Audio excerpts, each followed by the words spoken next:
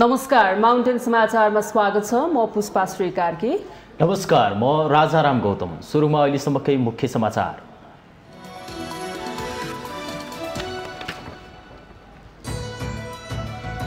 दुई पटक पुनर्स्थापित संसद अझै बिजनेसविहीन। कोरोना, बाढी, पहिरो, भारतीय ज्यादती लगायतका सवालमा सांसदहरूले सरकारलाई झकझक्याउन सकेनन्। 3 दिनभित्र क्रियाशील सदस्यता सम्बन्धी विभेद टुङ्गो लगाउने कांग्रेस शीर्ष नेताहरूबीच छलफल सहमति। स्थानीय तहको अधिवेशन मिति पनि छिट्टै टुङ्गो लाग्ने।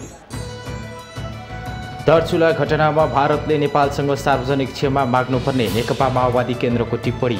प्रारम्भिक तथ्यहरूका आधारमा घटनामा भारतीय पक्ष दोषी भएको दावी। नेकपा एमालेद्वारा भूमि समस्या सम्बन्धी आयोग खारेजको विरोध। मन्त्री परिषदको निर्णयले जनताको अपेक्षा र अधिकारमाथि प्रहार भएको भन्दै निर्णय सच्याउन माग। सर्वोच्च अदालतद्वारा उपेन्द्र यादव पक्षलाई पार्टीको आधिकारिकता दिने निर्णय विरुद्ध रिटमा अन्तरिम आदेश दिन अस्वीकार। जसपाको आधिकारिकतालाई कानुनी वैधता। अफगानिस्तानद्वारा राष्ट्रसङ्घीय सुरक्षा परिषदको आपतकालीन बैठक बोलाउन भारतसँग आग्रह। मुलुकमा जारी हिंसा कम गर्न सुरक्षा परिषदको भूमिका महत्त्वपूर्ण हुने विश्वास। र जापानमा जारी ओलम्पिकमा 32 स्वर्ण जित्दै चीन पहिलो स्थानमा कायमै। दोस्रो स्थानमा रहेको अमेरिकाले 26 र आयोजक जापान 21 स्वर्णसहित तेस्रो स्थानमा।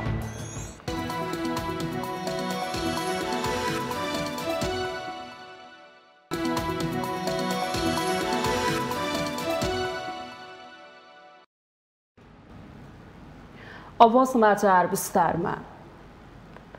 दुई पटक विघटन भएर पुनर्स्थापित भएको संसदले बिजनेस पाउन सकेको छैन। देशमा कोरोना महामारीको तेस्रो लहरको चपेटामा पर्न सक्छ भनेर विज्ञहरूले पूर्व तयारी गर्न सुझाइरहेका छन्। नेपाल भारत सीमा क्षेत्रमा दार्चुलाको घटनालाई लिएर जनताहरू देशभर आक्रोशित छन्। बाढी पहिरोको ताण्डव शान्त भएको छैन। दिनहुँ ठाउँ ठाउँमा जनधनको क्षति भइरहेको छ। यस्तो अवस्थामा जनताको सर्वोच्च निकाय प्रतिनिधि सभा सक्रिय हुनुपर्ने हो। तर न सरकारले संसदमा बिजनेस दिन सकेको छ, न जनप्रतिनिधिहरूले जनताका सवालमा सरकारलाई झकझक्याउन सकिरहेका छन्। जनताको सर्वोच्च निकाय प्रतिनिधि सभा पुनर्स्थापना भएपछि पनि निष्क्रिय जस्तै बनेको छ। संसद केवल कर्मकाण्डमै सीमित बनेको छ। पटक पटक बसेका बैठकमा सरकारले संसदमा बिजनेस दिन नसक्दा सांसदहरू बेरोजगार बनेका छन्। संसदमा विपक्षीले अवरोध गरेको पनि देखिँदैन, तर संसदको काम कारबाही प्रभावकारी बन्न सकेको छैन। सरकारले मन्त्री परिषद पूर्ण रूपले विस्तार गर्न नसकेका कारण संसदलाई बिजनेस दिन नसकेको हो। प्रायजसो संसदका बैठक शोक प्रस्ताव पारित गरेर टुङ्गिन थालेको छ। सरकारका नियमित काम कारबाहीको निगरानी राख्ने र यही आधारमा आवश्यक निर्देशन तथा सुझाव दिने संसदको मुख्य काम हो। पछिल्लो समय नेपाल भारत सीमा क्षेत्रमा भारतीय एसएसबीको रवैया बढेको छ। कोरोनाकै कारण विभिन्न देशबाट रोजगारी गुमाएकाहरू देशभित्र अलपत्र छन्। जताततै बेरोजगार युवा वर्ग छ। तर संकटमा आम नागरिकका समस्याप्रति सरकार कति गम्भीर छ? अब के हुन्छ? जनताले कहिलेसम्म खोप पाउँछन्? बाढी पहिरो पीडितको अवस्था कस्तो छ? सरकारले उनीहरूका लागि के गरिरहेको छ? विभिन्न देशमा पढ्न गएका विद्यार्थीहरू नेपालमै अलपत्र छन्। यस्ता तमाम प्रश्नको जवाब संसदले खोज्नु पर्ने थियो। दुर्भाग्य भन्नुपर्छ, दुई पटक विघटन भएर पुनर्स्थापित भएको संसदले जनताको विषय उठाउन सक्दैन। त्यसैले संसद पुनर्स्थापनाले सांसदहरूको जागिर मात्रै जोगिएको त होइन भन्ने प्रश्न उठिरहेको छ। अहिले देश चौतर्फी रूपमा समस्यामा छ। राजनीतिक दल र तिनका नेताहरूले जनताका समस्या सुन्ने गरेका छैनन्। दलहरू आफै आन्तरिक किचलोमा फसेका छन्। यस्तो अवस्थामा संसदले जनताका कुरा सुन्नुपर्ने हो। अर्कोतर्फ संसदीय समितिहरू छन् जसलाई मिनी पार्लिमेन्ट भन्ने गरिन्छ। ती समितिहरूले सरकारलाई संसदप्रति उत्तरदायी र जवाफदेही बनाउन सरकारबाट भए गरेका काम कारबाहीको अनुगमन र मूल्याङ्कन गरी आवश्यक विषयमा निर्देशन दिनुपर्ने हो। तर संसदीय समितिहरूको काम मन्त्री बोलाउने, भाषण सुन्ने र फिर्ता पठाउनेमै सीमित भएको छ। त्यसमा पनि कतिपय विभागीय मन्त्री नै छैनन्। संसदीय समितिहरूले कसलाई बोलाउने झन् अन्योल छ। देश संघीय संरचनामा गइसकेको छ। संविधानले 3 तहको संरचना संघ, प्रदेश र स्थानीय तहको परिकल्पना गरेको छ। त्यसमध्ये 165 वटा निर्वाचन क्षेत्रहरू विकासै वा प्रशासनिक संरचना होइनन्। प्रतिनिधि सभा जस्तो जिम्मेवार ठाउँमा पुगेका विधायकहरूले जनतालाई चुनावमा बाँडेका आश्वासनहरू पूरा गर्न पनि सकिरहेका छैनन्। सांसदले नीति र नियम बनाउने हो वा बजेट खोज्न सिंहदरबार धाउने हो, यो विषय गम्भीर रूपमा बहसमा आउन जरुरी छ। साना साना टुक्रे योजना बनाएर पैसा बाँड्ने खेलमा लागेका सांसदहरूले राज्यकोष दुरुपयोग गरिरहेका छन्। सांसदहरू आफै विकासका कार्यक्रम लिएर जाने होइन। देशमा कानूनको अभाव रहेको बेला कानून बनाउने जिम्मेवारी पाएका सांसदहरू स्थानीय निकायले गर्ने काम चाहियो भन्दै सिंहदरबारको चक्कर लगाइरहेका छन्। कतिपय सांसदहरू संसदमा हाजिर गरेर टाप कस्ने गरेका छन्। उनीहरूको ध्यान विधि निर्माण भन्दा कार्यकर्ता भेट, कुन योजना कता लग्न सकिन्छ, बजेट कसरी कता लैजाने भन्नेमै हुन्छ। जनताद्वारा निर्वाचित जनप्रतिनिधिको आफ्नै क्षेत्राधिकार छ। संघीयतापछि विभिन्न क्षेत्रमा निर्वाचित भएर आएका अधिकांश जनप्रतिनिधिहरूले आफ्नो क्षेत्राधिकार नै बिर्सेका छन्। उनीहरूमा कानूनलाई नै आफ्नो हातमा लिएर अधिकारको दुरुपयोग गर्ने प्रवृत्ति बढेको छ। स्थानीय तह, प्रदेश र संघको नेतृत्वमा पुगेकादेखि कानून, नीति, नियम बनाउने र जनताको आवाज सदनसम्म पुर्याउने धेरै सांसद नै शक्ति र स्वार्थको पछि दौडिरहेका छन्। आफ्नो स्वार्थको स्थानमा बजेट नपरे सदन अवरोध गर्ने सम्मका हरकत गर्ने सांसदहरूले जनताका विषयमा भने संसदभित्र बोल्ने गर्दैनन्। अर्कोतर्फ मन्त्रीहरूले आफ्नो क्षेत्रमा बढीभन्दा बढी बजेट लग्ने गरेका छन्। उनीहरूले कार्यकर्ता र आफन्तलाई ठेकेदार बनाएर समेत बजेटको दुरुपयोग गर्ने गरेका छन्। सांसद भनेका नागरिकका अभिभावक पनि हुन्। गरिबी, अशिक्षा र पिछडिएकाहरूको संख्या ठूलो भएको हाम्रो मुलुकमा जनप्रतिनिधिका रूपमा जिताउँदा त्यस क्षेत्रका नागरिकले उनीहरूबाट धेरै अपेक्षा राखेका हुन्छन्। आफ्नो क्षेत्रको समस्या बुझेका जनप्रतिनिधिले नागरिकको जीवनस्तर उकास्ने आशा जनतामा हुन्छ। तर निर्वाचनको समयमा ठूला ठूला सपना देखाएर विजयी बनेका जनप्रतिनिधि आफ्नो स्वार्थमा फस्दा जनताको अवस्थामा सुधार हुन सकेको छैन। भोट माग्ने बेला सबैका बन्ने नेता कार्यकर्ताहरू निर्वाचित भएपछि आफ्नो पार्टी र गुट तथा नातागोताको मात्रै बन्ने गरेका छन्। त्यसैले देश विषम परिस्थितिमा भएको बेला, जनताहरू चौतर्फी रूपमा समस्यामा रुमलिएको बेला आम जनतालाई संसदको महत्त्व देखाएर अदालत गएकाहरूले अब संसदलाई सक्रिय बनाउन जरुरी छ। माउन्टेन टेलिभिजन एसडी राजनीतिक ब्युरो। राष्ट्रिय सभा सदस्य नारायण काजी श्रेष्ठले जयसिंह धामी बेपत्ता प्रकरणमा भारतले नेपाली जनतासँग सार्वजनिक क्षमायाचना गर्नुपर्ने बताउनु भएको छ। बुधबार राष्ट्रिय सभा बैठकको विशेष समयमा सांसद श्रेष्ठले अहिलेसम्मको प्रमाणको आधारमा दार्चुलाका जयसिंह धामी बेपत्ता प्रकरणमा भारतीय एसएसपीहरूको संलग्नता रहेको उल्लेख गर्दै यस घटनाको निम्ति भारत सरकारले नेपाली जनतासँग सार्वजनिक रूपमा क्षमायाचना गर्नुपर्ने बताउनु भएको हो। सबै तथ्यहरूले के प्रश्न गरेको छ भने यो भारतीय सीमा सुरक्षा बलका व्यक्तिहरूकै कारणबाट, तुइनको तार काटिदिएकै कारणबाट जयसिंह धामी महाकाली नदीमा बेपत्ता भएका हुन्। म यस प्रकारको अमानवीय, उत्पीडनकारी र क्रूर कार्यको घोर निन्दा एवं भर्त्सना गर्दछु। यसका निम्ति भारतले अविलम्ब नेपाल र नेपाली जनतासँग सार्वजनिक क्षमायाचना गर्न माग गर्दछु। बुधबार नै राष्ट्रिय सभाको बैठकमा सांसद खिमलाल भट्टराईले वर्तमान सरकार आएदेखि अपराधीकरणको सुरुवात भएको आरोप लगाउनु भएको छ। उहाँले भ्रष्टाचारको आरोप लागेको व्यक्तिलाई सरकार बनाएको भोलिपल्टै धरोटीमा रिहा गर्नेदेखि मान्छे मार्ने व्यक्तिलाई समेत निकाल्न लागेको भन्दै सरकारले कुशासनको अभ्यास गरेको टिप्पणी गर्नुभयो।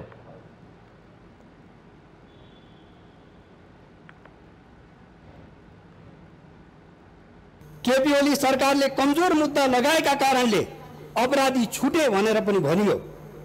10 करोड बिगो र 3 वर्ष कैद सजाय माग भएका फरार अपराधीलाई सरकार बनेको अर्को दिन 10 लाख धरोटीमा छुटाइएको छ र फेरि दोष चाहिँ केपी ओलीलाई। वाह सत्तापक्ष, यो देशको दुर्भाग्य हो अध्यक्ष महोदय। परमादेश सरकार बनेको अर्को दिनदेखि यो मुलुकमा राजनीतिक अपराधीकरणको सुरुवात भएको छ। हाका हाकी कुशासनको आरम्भ भएको छ अध्यक्ष महोदय। सांसद भट्टराईले अदालत दलीय व्यवस्था र संसदीय परिपाटीको बर्खिलाफ गएको भन्दै त्यसका विरुद्ध एमाले वैचारिक सङ्घर्ष जारी राख्ने पनि बताउनुभयो। उहाँले दार्चुलाका जयसिंह धामी बेपत्ता प्रकरणमा सरकारले खुट्टा कमाएको पनि आरोप लगाउनुभयो।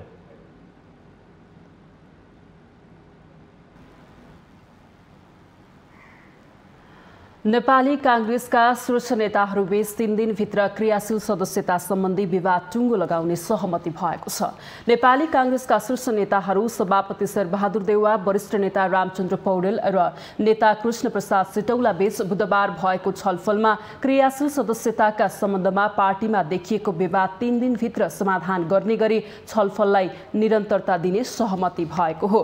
सभापति देउवाको बुढानीलकण्ठ स्थित निवासमा बसेको बैठकमा अन्य पार्टीबाट प्रवेश गरेका नेता कार्यकर्ताहरूलाई कसरी क्रियाशील सदस्यता वितरण गर्ने भन्ने सम्बन्धमा केन्द्रित भएर छलफल सुरु गरिएको क्रियाशील सदस्यता छानबिन समितिका संयोजक समेत रहनुभएका नेता रमेश लेखकले जानकारी दिनुभयो। छलफल भएको छ र सबै नेताहरूले आफ्नो विचार राख्नु भएको छ। सकारात्मक रूपले छलफल भएको छ र यो छलफलले निरन्तरता पाउनेछ र चाँडै हामी यो निर्णय गर्नुपर्ने विषयमा निर्णयमा पुग्नेछौँ।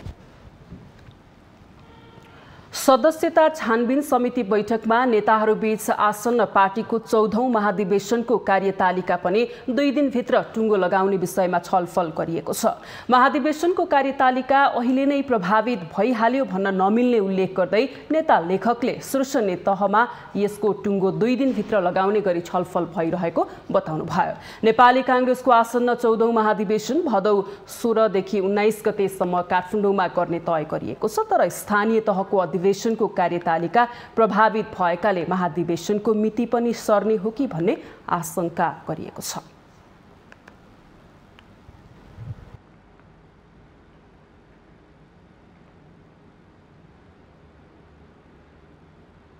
नेकपा एमाले भूमि सम्बन्धी समस्या समाधान आयोग विघटन गर्ने सरकारको निर्णयको विरोध गरेको छ। एमाले प्रवक्ता प्रदीप कुमार गेवालीले बुधबार विज्ञप्ति जारी गर्दै सरकारको निर्णयले जनताको अपेक्षा र अधिकारमाथि प्रहार भएको भन्दै तत्काल निर्णय सच्याउन माग गर्नुभएको छ। 319 भन्दा बढी पालिकाहरूमा लगत सङ्कलन पूरा भएर वर्षौंदेखि जारी समस्याको दिगो समाधान हुने दिशातिर सरकार अगाडि बढिरहेको बेला राजनीतिक प्रतिशोध र पूर्वाग्रहका आधारमा आयोग विघटन गर्ने सरकारको निर्णयले मुलुकका लाखौं भूमिहीन तथा सुकुम्बासीहरू, दलित तथा व्यवस्थित बसोबासीहरूको जमिनको अधिकार सम्बन्धी मौलिक हकमाथि कुठाराघात गरेको एमालेको विज्ञप्तिमा उल्लेख छ।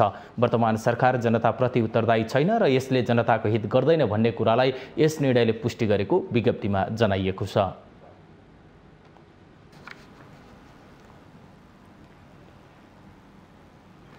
सरकारले भूमि सम्बन्धी समस्या समाधान गर्ने आयोग खारेज गरेको छ। 743 स्थानीय तह मार्फत भूमिहीन, दलित, सुकुम्बासी र अव्यवस्थित गरी बसोबासलाई पहिचान गरी लगत सङ्कलन, प्रमाणीकरण र नापी गरिरहेको आयोग सरकारले खारेज गरेको हो। आयोग खारेजीसँगै सरकारको चौतर्फी आलोचना भएको छ। भूमिहीन तथा सुकुम्बासीहरूको समस्या नेपालको धेरै लामो तथा पुरानो समस्या हो। संसारका कयौं मुलुकमा भूमि व्यक्तिको नभई राज्यको हुने गर्दछ, तर नेपाल लगायत केही देशमा भूमि सरकारको नभई व्यक्तिका नाममा हुने गरेको छ। कसैका नाममा धेरै तथा कसैका नाममा थोरै जमिन रहेको छ। 2021 सालमा भूमि सम्बन्धी ऐन आए पनि भूमिहीन सुकुम्बासी समस्या समाधान हुन सकेको छैन। यो बीचमा धेरै सरकार फेरिए तर सुकुम्बासी तथा भूमिहीनहरूको समस्या जिउका तिउँ छ। पछिल्लो समय सरकारले भूमि सम्बन्धी समस्या समाधान आयोग नै खारेज गरेपछि सुकुम्बासी तथा भूमिहीनहरूको आशमा कुठाराघात भएको छ। अघिल्लो सरकारले 2076 मा गठन गरी झण्डै 1.25 अर्ब खर्चेर सुकुम्बासी र अव्यवस्थित बसोबासीको पहिचान गरी लाल पूर्जा वितरणको तयारी गरिरहेको अवस्थामा भूमि आयोग खारेज गरिएको हो। यसपालि हामीले भू उपयोग ऐन बनायौं संसदबाट। त्यो ऐन बनाइसकेपछि अब भूमि सुधारको चाहिँ कार्य गर्नु पर्यो भनेर भन्दाखेरि ओली सरकारले भूमि सम्बन्धी यो आयोग बनायो। यो आयोग एकलौटी बनायो, स्वेच्छाचारी ढङ्गबाट बनायो, कसैसँग सरसल्लाह नलिकन बनायो, बेइमानी नियतले बनायो, सदा सहायताका साथ बनायो। त्यस कारणले यो सरकारले यसलाई विघटन गर्यो। आयोगमा असारसम्म पालिकाहरू मार्फत 11,80,761 जना परिवारको निवेदन दर्ता भइसकेको छ, जसमा भूमिहीन दलित र भूमिहीन सुकुम्बासीका 2,47,960 र अव्यवस्थित बसोबासीका 9,32,801 परिवार छन्। त्यसमध्ये भूमि समस्या समाधान सूचना प्रणालीमा दर्ता भइसकेको 1,48,844 निवेदनका आधारमा जग्गा नापी भइरहेको अवस्थामा आयोगले खारेजी गर्दा चौतर्फी आलोचना सुरु भएको छ। तयारी भएर पूर्जा वितरणको चरणमा पुगेको आयोगलाई हठात राजनीतिक पूर्वाग्रहका कारणले सरकार परिवर्तनसँगै संविधान कुल्चेर संविधानको उल्लङ्घन गरेर यो जुन खालको आयोग विघटन गरियो, यो सरासर त्रुटिपूर्ण काम सरकारले गरेको छ। सरकारले यसलाई सच्याउन पर्छ। हामी भूमिहीनहरूको समस्याको पक्षमा छौँ, समाधानको पक्षमा छौँ। अव्यवस्थितहरूको समस्या समाधान गर्नुपर्छ, व्यवस्थापन गर्नुपर्छ भन्ने पक्षमा छौँ। भूमिहीन दलितहरूले आवास निर्माणको निम्ति जग्गा पाउन पर्छ भन्ने पक्षमा छौँ। नेपालका 12 लाख भूमिहीन सुकुम्बासीहरूले अधिकारका लागि गर्दै आएको 7 दशक लामो संघर्षबाट लालपूर्जा पाउने उनीहरूको सपना फेरि एकपटक तुहिएको छ। भूमि आयोगले खारेजीपछि उनीहरूको समस्यालाई सरकारले कसरी सम्बोधन गर्छ हेर्न बाँकी नै छ। माउन्टेन टेलिभिजन एचडीका लागि अप्सरा गौतम, काठमाडौँ। सर्वोच्च अदालतले उपेन्द्र यादव पक्षलाई जसपाको आधिकारिकता दिने निर्णय विरुद्ध अन्तरिम आदेश दिन अस्वीकार गरेको छ।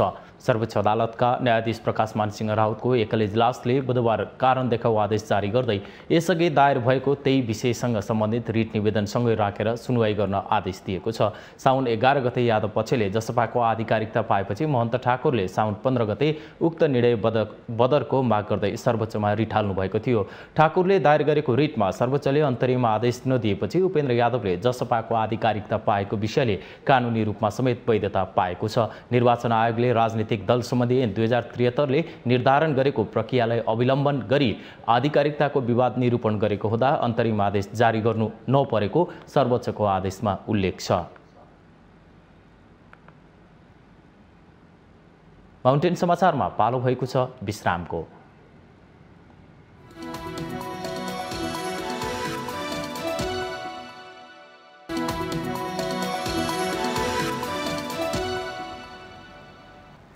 विश्रामपछि स्वागत छ। अब बाँकी समाचार। पछिल्लो समय सवारी दुर्घटनामा देखिएको बढोत्तरीले एक प्रकारको त्रासदी नै उत्पन्न गराएको छ। सडक यात्रा गर्नुअघि सकुशल गन्तव्यमा पुग्न पाइन्छ कि पाइन्न भन्ने सवाल हरेक यात्रुको मनमा पैदा हुने गर्दछ। ईश्वर पुकारेर हिँड्नुपर्ने परिस्थितिको सृजनाले सर्वसाधारणदेखि राज्यका सरकारवाला निकायलाई समेत झकझक्याएको छ। पछिल्लो समय बढेको दुर्घटनामा धेरैजसो दुर्घटना ट्राफिक नियम पालना नगरेका कारण भएका छन्। अघिल्लो आर्थिक वर्षमा मात्रै काठमाडौँ उपत्यकामा भएका 9,545 दुर्घटनामा 166 जनाले ज्यान गुमाएका छन्। सवारी चालक, सहचालक, यात्रु, पैदल यात्रु लगायत सबैमा सबै किसिमका ट्राफिक नियमबारे ज्ञान नहुनु र जानकारी भए पनि पालना नगर्ने लापरवाहीले दुर्घटना बढेको नियामक निकायको अनुभव छ। दुर्घटना कम गर्न सवारी चालकले मात्रै ट्राफिक नियम जान्ने र पालना गरेर पुग्दैन। सडक प्रयोग गर्ने सबैले जानेको हुनुपर्दछ। तर आश्चर्य लाग्दो कुरा त के छ भने अधिकांश पैदल यात्रीहरू त ट्राफिक नियमकै बारेमा जानकार छैनन्। अधिकांश यो प्यासेन्जरहरू चाहिँ के छ भनेदेखि जसरी सजिलो हुन्छ त्यसरी हिँडिहाल्ने, तर सजिलोको नाममा हुने खतराको उहाँहरूलाई चाहिँ त्यो याद हुँदैन। त्यसमा तपाईँहरूलाई यसरी सजिलो मात्रै प्रयोग गर्नु हो भने ज्यान जोखिममा छ, त्यो जोखिमबाट बच्नुहोस्। तपाईँहरूलाई चाहिँ यो बनाइदिएको पुल चाहिँ नि सुविधाको लागि हो, सुरक्षाको लागि हो भनेर पब्लिक अवेरनेस चाहिँ नि कमी भएको छ। अन्जानहरू चाहिँ जेब्रा क्रसिङ खोज्दै हिँड्छन्। यस्तो लापरवाही हिँडिदिने चाहिँ हजुर जस्ता शिक्षित व्यक्ति नै मैले देखिरहेको छु। बरु लौरो टेक्ने कख पनि नपढे बुढा मान्छे त्यो सेता धर्का काँचा यसो च्याउँछ। जो बुद्धिजीवी छ नि सर्ट बाटो काटिदिन्छ, बरु उल्टै ट्राफिकलाई ठप्काइदिन्छ। विशेष गरी दुई पाङ्ग्रे सवारी साधन बढी जोखिममा छन्। अघिल्ला वर्षका तथ्याङ्क हेर्दा 9,545 दुर्घटनामध्ये सबैभन्दा बढी मोटरसाइकल दुर्घटनामा परेको तथ्याङ्क छ। खास गरी तपाईँको 16देखि 35 वर्ष, 16देखि 35-40 वर्षको उमेरको भित्रको बढी दुर्घटना हुने गरेको छ र त्यसमा पनि दुई पाङ्ग्रे सवारी साधनहरू खास गरी बाइकहरू दुर्घटना हुने गरेको छ र बाइकमा पनि स्पेसल्ली अहिले चाहिँ यो बढी टिनेजरहरूको अलि बढी लापरवाही चलाउने, लेन अनुशासन अलि नमान्ने, ओभर स्पिड चलाउने को कारणले गर्दाखेरि दुर्घटनाहरू भएको छ। अहिले काठमाडौँ उपत्यकाका कतिपय ठाउँमा स्मार्ट पार्किङ सेवा छ, जसले शहरलाई अव्यवस्थित पार्किङलाई नियन्त्रण गर्दै व्यवस्थित बनाएको छ। तर साँघुरो सडकको दायाँ बायाँ स्मार्ट पार्किङ हुँदा झनै साँघुरिएको छ। यसले पनि दुर्घटना बढेको बताइन्छ। महानगरपालिकाले पार्किङ शुल्क मार्फत वार्षिक करोडौं रुपैयाँ असुल्दै आएको छ, तर सडक पूर्वाधार विकास र विस्तारमा भने खर्च भएको देखिँदैन। खाल्डा खुल्टी परेको सडककै कारण समेत धेरै दुर्घटना भएका छन्। यसका साथसाथै हामीले औल्याउने हो भने सरकारी होस् या सम्बन्धित निकायबाट होस्, धेरै नै लापरवाही र गल्ती भइरहेको पाउँछौँ। तर के हाम्रो पनि दायित्व बन्दैन? सबैले त नभनौँ, तर अधिकांशले ट्राफिक प्रहरी भए मात्रै ट्राफिक नियमको पालना गर्ने गरेको देखिन्छ, चाहे त्यो पैदल यात्री होस् या सवारी चालक होस्। हामीहरूबाट नै लापरवाही हुन्छ र हामीहरू नै दुर्घटनाको शिकार हुने गर्दछौँ।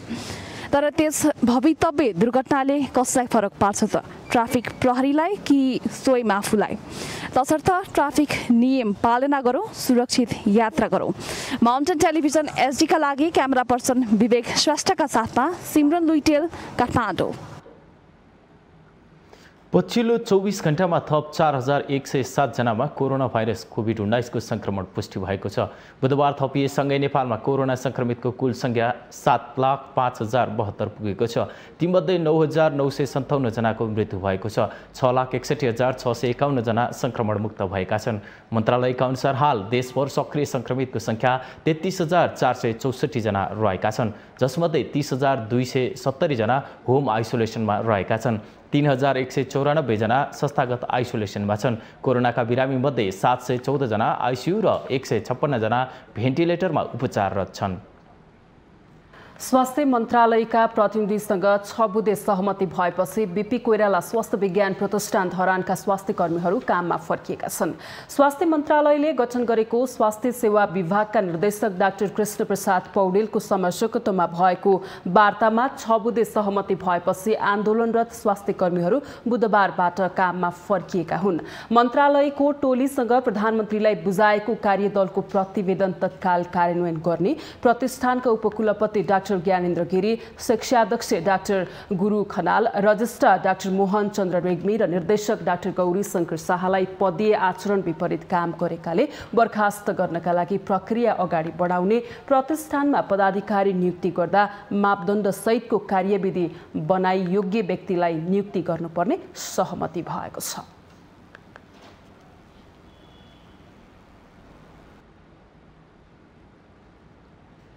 नेपाल विद्युत प्राधिकरणका कार्यकारी निर्देशक हितेन्द्र देव साकेले सरकारले जहाँसुकै पठाए पनि आफू जान तयार रहेको बताउनु भएको छ। बुधबार प्राधिकरणमा पत्रकारहरूसँग कुरा गर्दै कार्यकारी निर्देशक साकेले आवश्यकता महसुस गरेर सरकारले जहाँ पठाए पनि जान आफू तयार रहेको बताउनु भएको हो। नेपालको सबभन्दा पहिलो 400 केभी सबस्टेसनलाई ट्रान्सफर्मर आदि सबै कमिसनिङहरू गरेर नेपाल भारत 400 केभीमा सञ्चालन गर्यौँ। दानाकुसमा नेपालकै सबभन्दा पहिलो 220 केभीमा, योभन्दा अगाडि 132मा मात्रै थिए। त्यो बाहेक कुनै पनि भोल्टेजमा हामी सञ्चालनमा थिएनौँ। 400 केभी पनि सञ्चालनमा गऱ्यौँ, 4 लाख भोल्टेज, र 220 केभी पनि सञ्चालनमा राख्यौँ दानाकुसमा।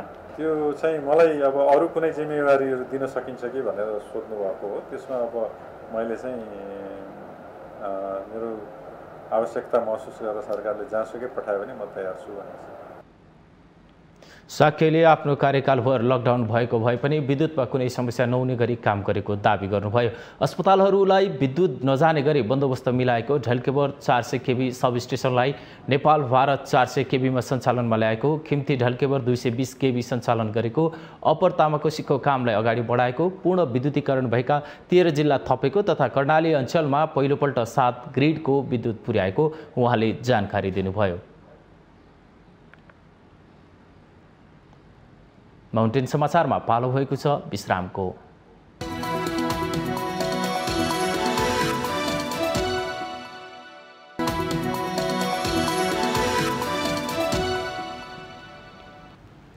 विश्रामपछि स्वागत छ। अब बाँकी समाचार। सनातन संस्कृति समाज नेपालको संयोजनमा राष्ट्रिय एकताका लागि संयुक्त जनआन्दोलन मोर्चा गठनको कार्यपत्र जारी गरिएको छ। बुधबार काठमाडौँमा एक कार्यक्रमको आयोजना गरेर समाजले राज संस्थाको पुनर्स्थापना समेतको उद्देश्यसँग सहमत रहने विभिन्न क्षेत्रका व्यक्तिहरू समेटेर मोर्चा गठन गर्ने प्रस्ताव गरेको हो। धार्मिक, सामाजिक, राजनीतिक तथा विभिन्न क्षेत्रमा रहेका व्यक्ति मोर्चामा रहनेछन्। वर्तमान राज्य प्रणालीले नेपाल र नेपालीको शान्ति र समृद्धिलाई सम्बोधन गर्न नसकेको भन्दै मोर्चा गठन प्रस्ताव गरिएको सनातन संस्कृति समाज नेपालका वरिष्ठ उपाध्यक्ष विष्णु भट्टराईले जानकारी दिनुभयो। समृद्धिलाई सम्बोधन गर्न सकेन यसले भन्ने कुरालाई निष्कर्षमा पुगेर यसको विकल्पमा संवैधानिक राज संस्था, हिन्दू राष्ट्र, अखण्ड नेपालको अवधारणालाई अगाडि बढाउनका लागि हामीले गरेको प्रारम्भ हो। नेपाल राष्ट्रको निर्माण नै राजा र जनताको संयुक्त प्रयासले भएको भन्दै आफूहरू लक्ष्यमा पुग्ने विश्वास मोर्चाले लिएको छ।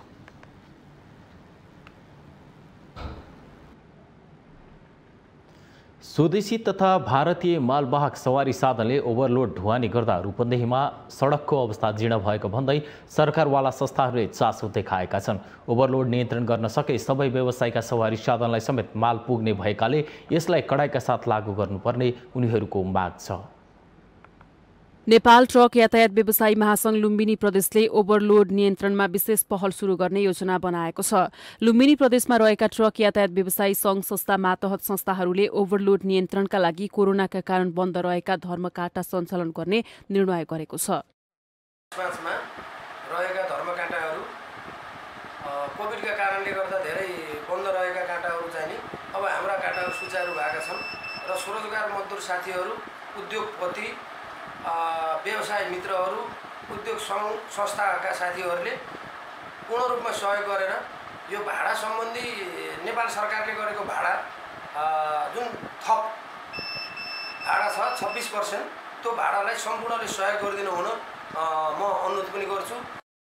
धर्मकाँटा सञ्चालन नहुँदा स्वदेशी तथा भारतीय मालवाहक सवारी साधनले ओभरलोड ढुवानी गर्दा सडकको अवस्था जीर्ण बनेको छ। अर्कोतिर व्यवसायीका सवारी साधनलाई माल सामान नपुग्ने अवस्था रहेको छ। दुवै समस्याको समाधान ओभरलोड नियन्त्रणबाट हुने विश्वास गरिएको छ। साथै सरकारले समायोजन गरेको ढुवानी भाडा पनि प्रदेशभरि लागू गर्ने यातायात व्यवसायीहरू एकमत भएका छन्। मैले एउटा जानकारी गराउन चाहे, यो भारतीय गाडीले गर्दाखेरिमा हाम्रो ओभरलोडहरू गाडी आउने र पुलकुलकुसाहरू सम्पूर्ण ध्वस्त हुने भएको हुँदाखेरिमा यसको लागि पनि नियन्त्रण गर्नलाई चाहिँ प्रशासन सम्बन्धी हामीले अब प्रशासनलाई चाहिँ एउटा गुहार जस्तो किसिमले चाहिँ पनि गरेका छौँ र यो जीर्ण भएका ध्वस्त भएका चाहिँ पुलहरू, तपाईँको बाटाहरू, धाउनेका चाहिँ बाटाहरू, अब यी सम्पूर्ण कुराहरू त हामीले रोजै चाहिँ हाम्रो प्रशासनिक निकायमा हामीले जानकारी पनि गराएका छौँ र सरकारले हालै समायोजन गरेको ढुवानी भाडालाई व्यवहारमा कार्यान्वयन गर्न गराउन यातायात व्यवसायी, ढुवानी व्यवसायी, उद्योग, प्रहरी, प्रशासन सबैको सहयोग जरुरी रहेको बताइएको छ। आर्थिक आउनु कहाँ त पहिले रक्सीले चुरुट बढेको हुन्छ नि, पहिले चाहिँ गोदाम लुकाएको हुन्छ, त्यस्तो चाल चाहिँ यो देशमा चलिरहेको छ। यो पनि सुनाइ होस् उपभोक्ताहरूले, कहीँ यो हामीहरूको जुन पश्चिम अञ्चलबाट हामीले यो दिएका कुराहरूलाई यो सुनाइ हुन्छ भने अति नै बुद्धिजीवीहरूले यो मनमा लिएर के रहेछ त यो टडा कस्तो मर्का परेको रहेछ, के रहेछ टडाको पीडा के रहेछ भने बुझिदिनुहोस् भन्ने पनि आग्रह म यहीँदेखि नै गरेँ। ओभरलोडले सडकलाई क्षति पुग्ने भएकाले नियन्त्रण आवश्यक रहेको सरकारवाला सबै एकबद्ध भएका छन्। माउन्टेन टेलिभिजन एचडीका लागि रूपन्देहीबाट विमल छेत्रीको रिपोर्ट। वैदेशिक रोजगारीमा चित्तबुझ्दो काम नभएपछि घर फर्किएका पर्वतका एक युवाले भैँसी पालनलाई राम्रो आफ्नो मुख्य आम्दानी बनाएका छन्। विगत 5 वर्षदेखि निरन्तर उन्नत जातका भैँसी पालनमा लागेका ती युवा मनग्गे आम्दानी गर्न सफल भएका छन्। एक दशक लामो समय खाडी मुलुकमा बसेर नेपाल फर्किएका पर्वतको जलजला गाउँपालिका 8 लस्तीका टेक बहादुर छेत्रीले गाउँ फर्किएर गरेको भैँसी पालन व्यवसायले सबैलाई आकर्षित गरेको छ। जलजला गाउँपालिकामै सबैभन्दा ठूलो भैँसी पालन व्यवसायबाट राम्रो आम्दानी हुनुका साथै समाजमा राम्रो पहिचान समेत बनेको छ। बजारमा भैँसीको दूधको माग बढ्दो र मूल्य राम्रै पाइने भएकाले यही व्यवसाय रोजेको बताउनुहुन्छ। 16वटा भैँसी र 3 गाई रहेको फार्मबाट दैनिक 160 लिटर दूध उत्पादन हुने गरेको छ। छेत्रीले 2073 सालबाट परिवारको सहयोगमा व्यावसायिक फार्ममा हाल परिवारका 4 र अन्य 2 जनाले रोजगारी पाएका छन्।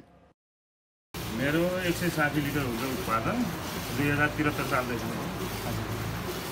समस्या धेरै दुःख छ, बाटो बिटो बिग्रिन्छ, मर्छाको कमाइ छ, दुःख बढी छ, आम्दानी कम छ। अहिले घरको 4 जना थियो, 2 जना थियो, आज घर 3 भयो।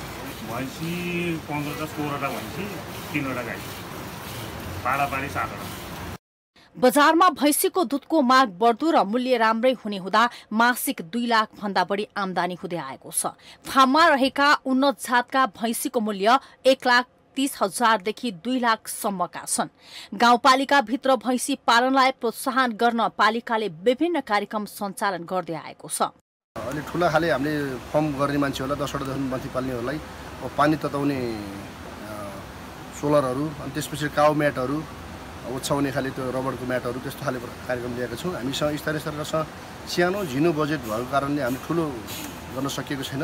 अनि प्रदेश सरकारलाई केन्द्रीय सरकारलाई हामीले पनि आह्वान गरेका छौँ।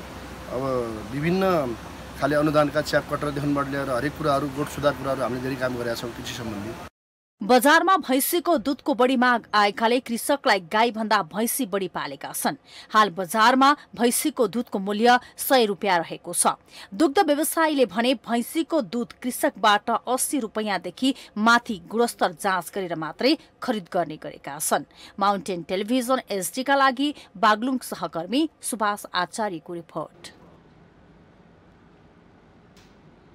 कपिलवस्तु जिल्ला प्रशासन कार्यालयमा आजभोलि नागरिकता बनाउनेको भिड लाग्न थालेको छ। सरकारले 5 वर्ष मुनिका बालबालिकालाई बाल पोषण भत्ता दिने भएपछि कागजी प्रक्रिया मिलाउन आवश्यक पर्ने नागरिकता प्रमाणपत्र बनाउन कपिलवस्तु जिल्ला प्रशासन कार्यालयमा अभिभावकहरूको भिड लाग्न थालेको हो।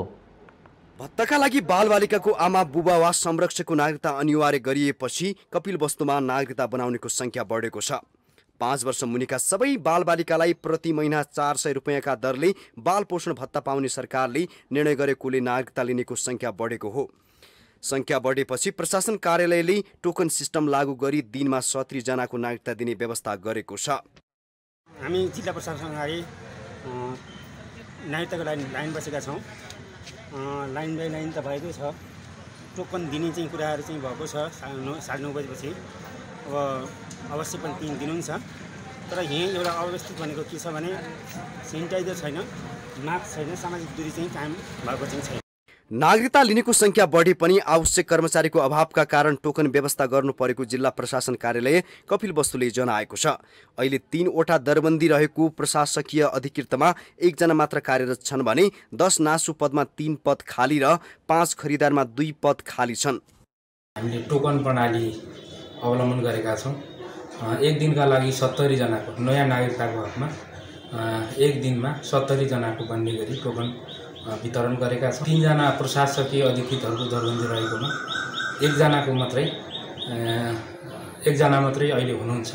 त्यसै गरी सुब्बाहरू पनि र खरदारहरू पनि दरबन्दी बमोजिमको नभएको कारणले गर्दाखेरि हामीलाई कार्य सम्पादनमा अत्यन्त कठिनाइ भएको छ। नागरिकता लिनेको भिड बढेपछि प्रशासन कार्यालयको गेटमा नै सेवाग्राहीलाई रोकेर राख्नु परेको छ। सहज रूपमा सेवा दिनका लागि टोकन प्रणाली लागू गरिएको छ। सिडिओ साहबले पालिकाहरूसँग समन्वय गरेर बरु केही कामहरू पालिकाहरू मात्रै हस्तान्तरण गरेर त्यहाँबाट चाहिँ सिफारिस आएर त्यो अनुसारको यहाँ नागरिकताहरू बनाइदिने कामहरू गरिदिने हो भने यो भिडभाड हुन्थेन। जुन बिहान 3 बजे 4 बजेदेखि आएर चाहिँ बाटोमा सुतेर अनि त्यसपछि लाइनमा लागेर निवेदन दिनुपर्ने, टोकन लिनुपर्ने र टोकन लिइसकेपछि हप्ता 10 दिनपछि फेरि नागरिकताको लागि आउनुपर्ने, त्यो जुन झन्झटिलो अवस्था छ त्यो अवस्थाबाट मुक्ति पाउन सकिन्थ्यो। तेस्रो लहरको कोरोना संक्रमणको जोखिम बढिरहेको बेला भिडभाड कम गर्नका लागि अपुग कर्मचारी बढाउनु पर्ने, केही जिम्मेवारी स्थानीय तहलाई हस्तान्तरण गर्नुपर्ने सरोकारवालाहरूको सुझाव छ। माउन्टेन टेलिभिजन एसडीका लागि कपिलवस्तु सहकर्मी शम्भु मालेको रिपोर्ट। हामीसँग आर्थिक अन्तर्राष्ट्रिय र खेल समाचार बाँकी नै छन्। माउन्टेन समाचारमा पालो भएको छ विश्रामको।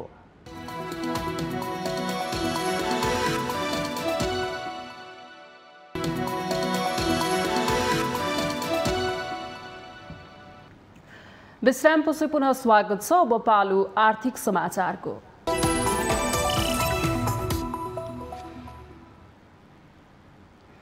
नेपाल राष्ट्र बैंकले नयाँ सरकारको प्राथमिकता र प्रक्षेपणलाई हेरेर मात्रै चालू आर्थिक वर्षको मौद्रिक नीति सार्वजनिक गर्न सकिने स्पष्ट पारेको छ। बुधबार प्रतिनिधि सभा अन्तर्गत अर्थ समितिको बैठकमा राष्ट्र बैंकका गभर्नर महाप्रसाद अधिकारीले सरकार परिवर्तन भएकाले नयाँ सरकारको बजेटको आकार, प्राथमिकता र प्रक्षेपण हेरेर मात्रै मौद्रिक नीति सार्वजनिक गर्नुपर्ने अवस्था रहेको स्पष्ट गर्नुभएको हो। गभर्नर अधिकारीले मौद्रिक नीतिको तयारी भने लगभग पूरा भएको, तर नयाँ सरकारको योजना र प्राथमिकता हेरेर मात्रै अन्तिम रूप लिन सकिने तर्क गर्नुभयो। लगभग हामी अहिले के पर्खिरहेछौँ त भन्दा सरकार परिवर्तन भइसकेपछि पहिले अध्यादेश मार्फत आएको बजेटमा केही रिभिजिट हुने र बजेटको साइज, बजेटको प्राथमिकता, ग्रोथको प्रक्षेपण आदि इत्यादि कुरा फरक हुँदाखेरि हामी केही समय पर्खिरहेको अवस्था छ। यस वर्षको मौद्रिक नीतिले कोरोना प्रभावित क्षेत्र र व्यवसायीलाई सहुलियत दिने, व्यापार घाटा कम गर्न, विलासिता र अनावश्यक आयातमा रोक लगाउने तथा आयात प्रतिस्थापनका व्यवसायलाई कर्जा प्रभाव गर्ने पनि उहाँले उल्लेख गर्नुभयो। बैठकमा समितिका सदस्यहरूले व्यापार घाटालाई न्यूनीकरण गर्दै लैजाने उपाय खोज्न राष्ट्र बैंकको ध्यानाकर्षण गराएका थिए। समितिका सभापति कृष्णप्रसाद दाहालले मुलुकको अर्थतन्त्र सुदृढ गराउने गरी मौद्रिक नीति ल्याउन राष्ट्र बैंकको ध्यानाकर्षण गराउनुभयो।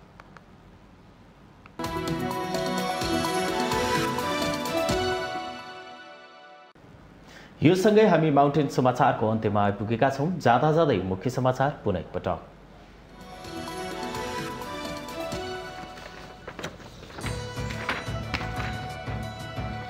दुई पटक पुनर्स्थापित संसद अझै बिजनेसविहीन, कोरोना, बाढी, पहिरो, भारतीय ज्यादती लगायतका सवालमा सांसदहरूले सरकारलाई झकझक्याउन सकेनन्। 3 दिनभित्र क्रियाशील सदस्यता सम्बन्धी विवाद टुङ्गो लगाउने कांग्रेस शीर्ष नेताहरूबीच सहमति, स्थानीय तहको अधिवेशन मिति पनि छिट्टै टुङ्गो लाग्ने। दार्चुला घटनामा भारतले नेपालसँग सार्वजनिक क्षमा माग्नुपर्ने नेकपा माओवादी केन्द्रको टिप्पणी, प्रारम्भिक तथ्यहरूका आधारमा घटनामा भारतीय पक्ष दोषी भएको दावी। नेकपा एमालेद्वारा भूमि समस्या सम्बन्धी आयोग खारेजको विरोध, मन्त्री परिषदको निर्णयले जनताको अपेक्षा र अधिकारमाथि प्रहार भएको भन्दै निर्णय सच्याउन माग। सर्वोच्च अदालतद्वारा उपेन्द्र यादव पक्षलाई पार्टीको आधिकारिकता दिने निर्णय विरुद्ध रिटमा अन्तरिम आदेश दिन अस्वीकार, जसपाको आधिकारिकतालाई कानुनी वैधता।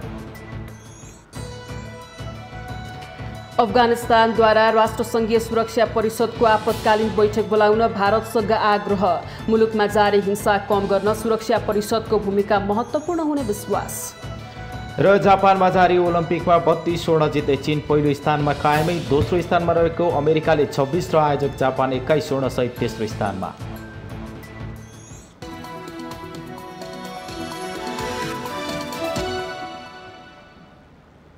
माउन्टेन समाचार अहिलेलाई सकियो। सत्य, तथ्य र निष्पक्ष समाचारका लागि हेर्दै गर्नुहोला माउन्टेन टेलिभिजन HD। नमस्कार।